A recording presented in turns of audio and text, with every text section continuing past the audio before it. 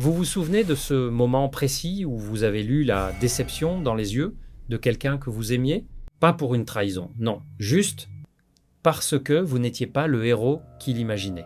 Jean-Claude Roman a croisé ce regard en 1975 et il a pris une décision, il ferait n'importe quoi pour ne plus jamais le revoir. Pendant 10 à 8 ans, il a poussé ce n'importe quoi jusqu'à l'impensable. 18 ans, 18 ans à embrasser sa femme le matin, à dire bonne journée chérie, à embrasser ses 2 enfants, à prendre sa voiture et à n'aller nulle part.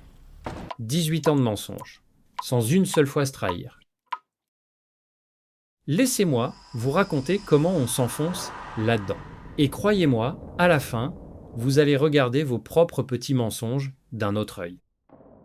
Vous connaissez ce moment où vous rentrez du boulot, vous êtes épuisé, vous posez vos clés sur le meuble de l'entrée et votre conjoint vous demande « Bonne journée ?» Vous dites « Ouais, ça allait, même si c'était nul. On fait tous ça. Un petit mensonge poli, inoffensif. » Maintenant, imaginez faire ça pendant près de 2 décennies. Imaginez construire une carrière entière de toutes pièces. Un poste de chercheur émérite à l'Organisation mondiale de la santé. Un bureau prestigieux à Genève, des collègues fictifs, des colloques internationaux inventés un par un, et une famille, des parents, des amis qui croient chaque mot. Notre homme s'appelait Jean-Claude Roman, étudiant en médecine à Lyon dans les années 70. Un type sans histoire, plutôt brillant, promis à un bel avenir. Sauf que, en 1975, le destin dérape sur un détail bête. Jean-Claude rate son examen de 2e année. Il ne se présente pas à l'épreuve. Pourquoi? Panique? Paresse? Personne ne le saura jamais. Mais au lieu de dire à ses parents et à sa petite amie, Florence, « Je me suis planté », il leur dit qu'il a réussi. Et Florence a souri. Elle était fière de lui. Et là, vous comprenez le problème. Ce sourire, Jean-Claude n'a pas voulu le perdre.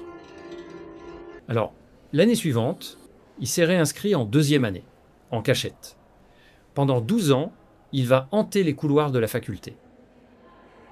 Il révise les mêmes manuels, juste pour pouvoir tenir des conversations médicales crédibles au dîner. Puis vient l'âge où il faut bien commencer à travailler. C'est là que naît le grand mythe. Il annonce qu'il est engagé par l'OMS à Genève. Comment on fait, concrètement, pour disparaître 10 à 8 ans sans que personne ne s'en rende compte? Jean-Claude avait une routine millimétrique. Chaque matin, costume impeccable, mallette en cuir, stéthoscope à l'intérieur. Il quitte sa maison de lin, près de la frontière suisse, sous les yeux admiratifs de sa femme. Direction, nulle part.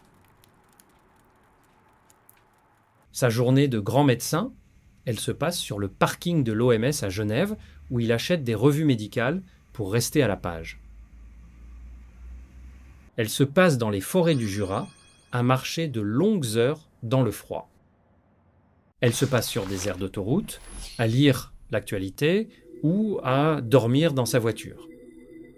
Et le soir, il rentre, légèrement fatigué, comme il se doit.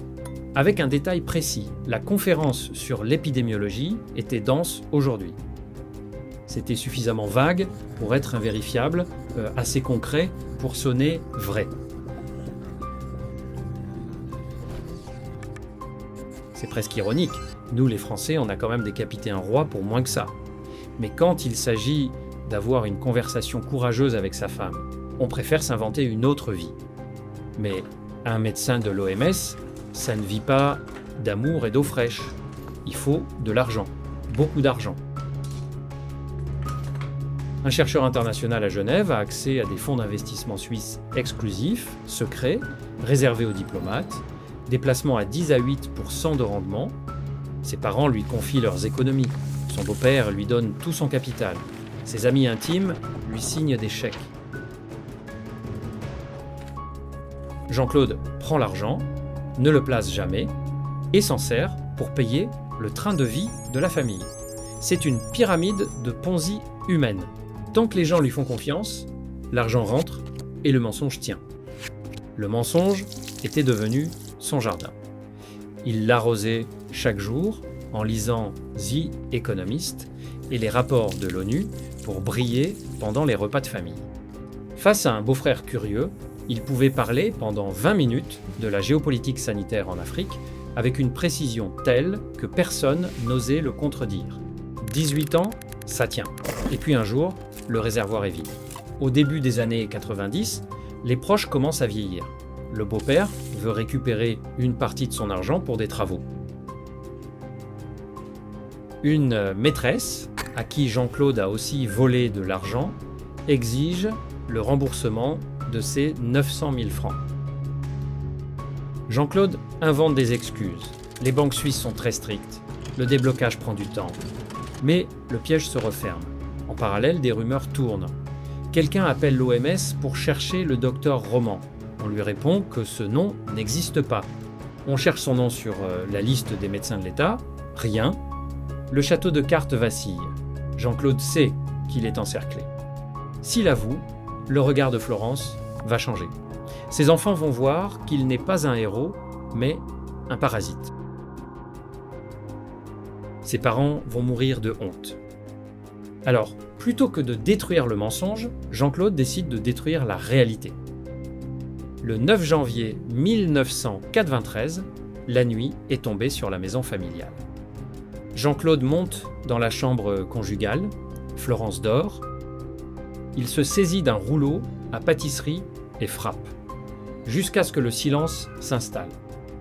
Le lendemain matin, il réveille ses enfants, Caroline, 7 ans, et Antoine, 5 ans. Il s'asside avec eux, leur demande de regarder un dessin animé. Puis, il les emmène un par un dans leur chambre et leur tire une balle dans le dos avec une carabine équipée d'un silencieux. Il reprend sa voiture, il roule jusqu'à la maison de ses parents à des kilomètres de là. Il déjeune avec eux, on imagine ce repas, les discussions banales, le regard de son père qu'il admire tant. Après le café, Jean-Claude sort sa carabine. Il abat son père, sa mère et même le chien de la famille. Il repart pour Paris, il y retrouve sa maîtresse, il tente de l'étrangler dans une forêt, mais elle se débat, elle hurle, elle le supplie, quelque chose flanche en lui, il s'arrête, s'excuse et la ramène chez elle. Jean-Claude Roman revient alors dans sa maison de l'Ain, là où gisent les corps de sa femme et de ses enfants.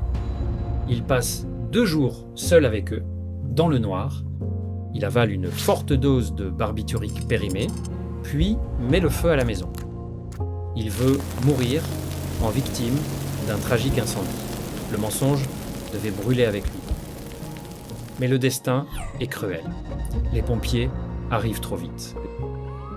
Ils brisent les vitres, sortent Jean-Claude Roman des flammes. Il est vivant. Coma, hôpital, puis la cellule. Le procès en 1996 a fasciné et terrifié la France entière. Les psychiatres se sont cassés les dents sur son cas. Roman n'était pas un fou au sens clinique. Il souffrait d'un trouble de la personnalité narcissique poussé à son paroxysme absolu. Il avait tellement besoin d'être aimé et admiré que le réel n'avait plus d'importance. Condamné à la réclusion criminelle à perpétuité, il est devenu un prisonnier modèle. Il a travaillé à la restauration d'archives sonores en prison, ironie ultime pour un homme qui a passé sa vie à effacer ses propres traces. Après 26 ans derrière les barreaux, Jean-Claude Roman a été libéré sur parole en 2019. Aujourd'hui, il vit retiré du monde dans une abbaye, entouré de moines.